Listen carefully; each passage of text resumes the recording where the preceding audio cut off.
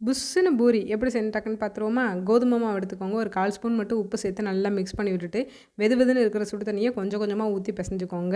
இந்த மாரி ஒண்ணு போல திரண்டு வந்ததுக்கப்புறமேட்டு ஒரு 1/4 ஸ்பூன் மட்டும் எண்ணெய் சேர்த்து நல்லா உள்ளங்கை வச்சு அழுத்தம் குடுத்து ஒரு 5 நிமிஷத்துக்குனாலும் பெசஞ்சுக்கோங்க. அப்பதான் மாவு நல்லா சாஃப்ட் ஆகும்.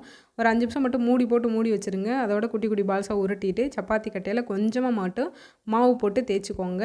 அதிகமா மாவு போட்டிங்க அப்படின்னா, எண்ணெயில வந்துட்டு அதிகமா மாவாயிரும். நம்ம கொஞ்சோண்டு மாவு போடுறதுலயே வந்து 1 போட்டு திரட்டிக்கோங்க. இந்த மாரி ஒரு 4, 5 டைம் கிட்டனாலும் 1, 2 போட்டு திரட்டிக்கிட்டீங்க அப்படின்னா சூப்பரா வந்துரும். இந்த அளவுக்கு திக்னஸ் இருக்கணும். அதிகமா திக்னஸாவும் இருக்கக்கூடாது. ரொம்ப லேசாவும் இருக்கக்கூடாது.